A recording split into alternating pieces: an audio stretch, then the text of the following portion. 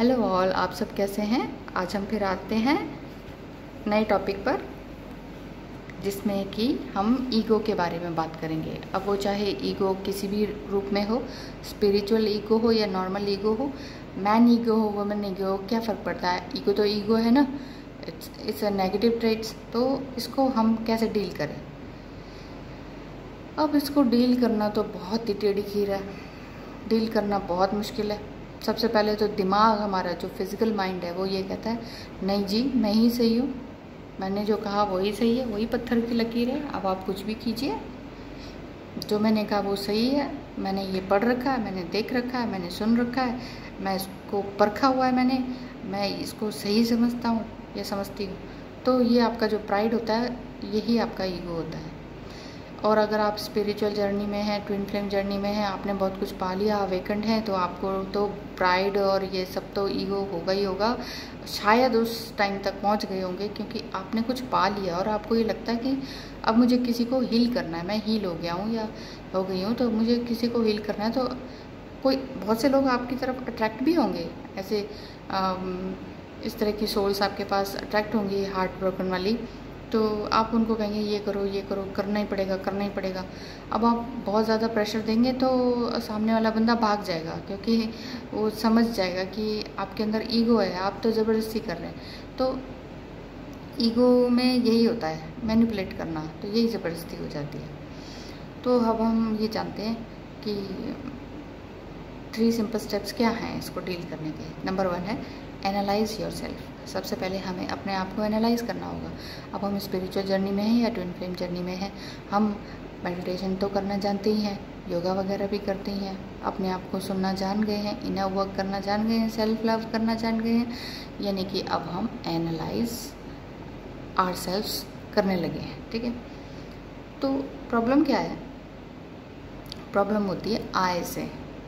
I am doing this, I am doing that, मैंने ये किया, मैंने वो किया, मैंने इतना दान कर दिया है, मैंने इतने लोगों को हील कर दिया है, मैंने इतने लोगों को हेल्प करी है, मनी से, ब्लेसिंग से, मेरा इतना नाम हो गया है, मेरा चैनल इतना चलने लग गया है, पता नहीं क्या क्या, मैं। तो ये जो मैं की सवारी चलने लगती है ना, तो फिर गाड़ी भारी हो जाती है। तो हमें क्या करना है, इस मैं से छुटकारा पाना है तो बहुत मुश्किल, बहुत ही मुश्किल है। लेकिन हम अगर इस वे में समझें कि we are the spiritual being also, और ऑल्सो तो हटा दीजिए, बेसिकली हम स्पिरिचुअल बीइंग ही हैं। ये तो हमारा ड्रेस है, ऊपरी ड्रेस है, मैन एंड वुमेन का ये ड्रेसेस है हमारी। तो हमें इस आई को इस तरह से हटा सकते हैं कि हम ये समझें कि we all have talents and gifts given by the God ने तो दिया है। अगर हम ये कहें ना, हमने सीखा है, हमने किया है, इतनी मेहनत से किया है, लोगों से लड़ के किया है, समझ के किया है, तो फिर आप नहीं कर पाएंगे, तो इसका मतलब आप ईगो में हैं। तो आपको करना क्या है, अपने टैलेंट्स और गिफ्ट्स को पहचानना है कि हाँ, मेरे अंदर जो भी टैलेंट है, चाहे मेरे अंदर मोटिवेशनल पावर है, तो ये सब पावर किसने दी है, ईश्वर ने तो दी है। ये हमें समझना होगा। हमें ये भी समझना होगा कि we are his instruments also.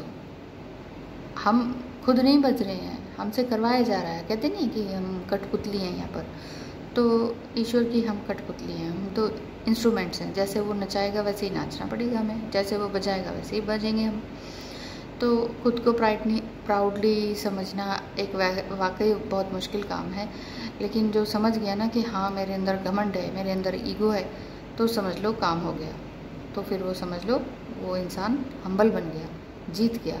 बस यही है सेल्फ एनालाइज का मतलब, यही है। जैसे वो सॉन्ग नहीं है, बुरा जो देखन मैं चला, बुरा न मिलिया कोई, जो दिल को जा अपना, मुझसे बुरा न कोई, है ना। जब सबको तो उंगली करते रहे अब तक, जितनी जो भी एज है आपकी, वट सब में बुराइयाँ देखते रहे। जब अपने अंदर झांका ना, इनर वर्क किया, तब समझ में आया कि मेरे अंदर कितनी बुराइयाँ हैं भाई, कितना सारा ईगो भरा पड़ा है। तो सेल्फ एनालाइज करना बहुत बहुत ज़रूरी है। ईश्वर की यही पुकार है कि आप अवेकन हो गए हैं और अच्छे से प्योरीफाई होइए। नंबर 2 कि हम अपने स्पिरिचुअल ईगो को कैसे ठीक कर सकते हैं, कैसे डील कर सकते हैं। कंट्रोल योर प्राइड, अपना जो भी घमंड है उसको कैसे कंट्रोल करें। शुरू में तो बहुत हार्ड वर्क होता है, लेकिन आप देखिए कि आपका जो थॉट पैटर्न है या एक्शन पैटर्न है उसको आप कैसे तोड़ेंगे। आसान तो नहीं है, लेकिन इम्पॉसिबल भी नहीं है। अब क्या करना है कि बी हम्बल टू योरसेल्फ, ताकि आप फर्स्ट अटेम्प्ट में ही पास हो जाएं। लेकिन ये भी नहीं होता है, आपके अंदर ईगो है, आप लेकिन छूटना चाहते हैं उससे, अच्छे से डील करना चाहते हैं, लेकिन वो छूट नहीं रहा है। तो फर्स्ट अटेम्प्ट में आप कहेंगे कि नहीं नहीं मुझे ना ईगो नहीं करना है, यहाँ पर ये टाइम ऐसा आ रखा है, कोई भी आपका इवेंट हो रहा हो, कुछ भी आपके अंदर कुछ चल रहा हो, बाहर सिचुएशन कोई भी हो, तो आप सोचेंगे कि नहीं नहीं मुझे ईगो नहीं करना है। मुझे अपने आप को बार बार रिकॉल कराएंगे, नहीं नहीं ईगो में नहीं रहना है मुझे, तो सेल्फलेस हो जाना है ना। तो जब आप ऐसा सोचेंगे तो ये जो आपका थॉट पैटर्न है वो चेंज होगा, हम्बलनेस के अंदर चेंज होगा। लेकिन फर्स्ट अटेम्प्ट में आप पास भी नहीं होंगे तो डरने की बात नहीं है। क्यों? क्योंकि फर्स्ट अटेम्प्ट में फेल हो गए तो क्या हो गया, फेलियर इसे फर्स्ट सीढ़ी है ना सक्सेस की। आप फेल हुए तो दोबारा तभी तो काम करेंगे। और इसके लिए क्या करना होगा, पॉजिटिव रहना होगा, कांस्टेंट रहना होगा, करते रहना होगा, तभी तो सक्सेस मिलेगी। और फिर रिलैक्स हो जाइए और दोबारा ट्राई कीजिए। एक बार फिर से फेल हो गए, कोई बात नहीं, रिलैक्स एंड ट्राई अगेन। तो यही तो ज़िंदगी है। चींटियों को देखा है ना, वो कैसे करती हैं, बार बार उनका रास्ता रोको, बार बार वो आगे चलती जाती हैं। अब हम थर्ड पॉइंट पे आते हैं कि हमारा क्या थर्ड स्टेप है कि how to deal with our spiritual ego और whatever type of ego. Replace proud thoughts with humble one. आपके अपने थॉट पैटर्न को आप देखने लग गए हैं, सोच के बैठ के मेडिटेशन करके, इनर वर्क करके, तो रिप्लेस अपना जो भी आपका प्राउड थॉट्स आ रहे हैं उसको रिप्लेस करना है हमने, किस में, हम्बल थॉट्स में। जब आप क्यों पूछने लगेंगे ना अपने आप से, ये मैं क्यों सोच रहा हूँ, ये मैं क्यों कह रहा हूँ, मुझे क्यों जलन हो रही है। एक्चुअली जब हमारे पास प्राइड होता है ना, प्राइड के साथ साथ जेलेसी आ जाती है, दूसरे को हम अच्छा देख नहीं पाते हैं। जेलेसी के साथ साथ फिर एंगर आ जाता है, दूसरा अगर अपनी ही बात बता रहा है या उसकी तारीफ़ हो रही है सब जगह से ना, तो आप सुन नहीं पाएंगे। जेलेसी है, जेलेसी के साथ साथ फिर आपको गुस्सा आने लगेगा, वो एंगर हो जाएगा। वो एंगर इतने दूसरे की तारीफ़ सुनते सुनते आप हेट्रेड में चेंज हो जाओगे, आपको नफ़रत होने लगेगी उस बंदे से या बंदी से कि यार इसकी तारीफ़ होती है, काम तो मैं कर रहा हूँ। लेकिन देखो, अगर वही कहते हैं ना, दो इक्वल बंदे हैं, इंटरव्यू में गए हैं और एक को सिलेक्ट कर लिया, सेम क्वालिफिकेशन, सेम एक्सपीरियंस है, अच्छी पर्सनालिटी दोनों की है, फिर भी एक को क्यों निकाल दिया जाता है? उसका रीज़न यही है कि उसमें ये देखा जाता है कि अगला बंदा कोई भी सिचुएशन को किस तरह से डील करेगा, किसी भी पर्सन की ईगो को कैसे डील करेगा, अपनी ईगो को कैसे डील करेगा, और कोई भी तरह का रिवेंज आ जाए, कोई भी तरह की परेशानी आ जाए ऑफिस में या कहीं भी, तो उसको कैसे डील करेगा। तो यही है कि प्राइड के साथ साथ जेलेसी आएगी, जेलेसी के साथ साथ एंगर बढ़ जाएगा, एंगर के साथ साथ आप हेट्रेड शुरू हो जाएगा आपका, और फिर आप बदला लेने लग जाएंगे। आपको लगेगा अब तो मुझे इसको हटा के रहना है, अपने रास्ते से हटा के रहना है। तो आपने क्या किया, अपना कर्म खराब कर दिया। अपना कर्म खराब कर दिया तो आप गए गड्ढे में, जहाँ से शुरू किया था वहीं चले आए ना। तो इसलिए हमें ये सब नहीं करना पड़ेगा। ये सब आपको पता है, ये मेरे बताने से आप थोड़ी सीखेंगे, ये सब आपको पता है।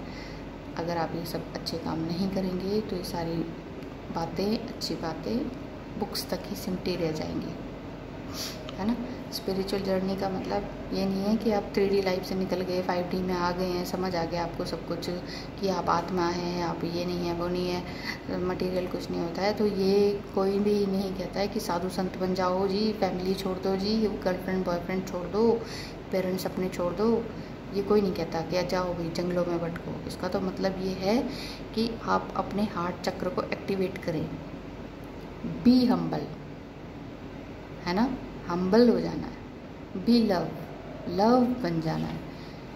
ये नहीं कि डू हम्बलनेस, डू लव, करना कुछ नहीं है, बन जाना है, बस प्यार बन जाना है, हम्बल बन जाना है, और मज़े करने हैं। सिंपल सी तो बात है।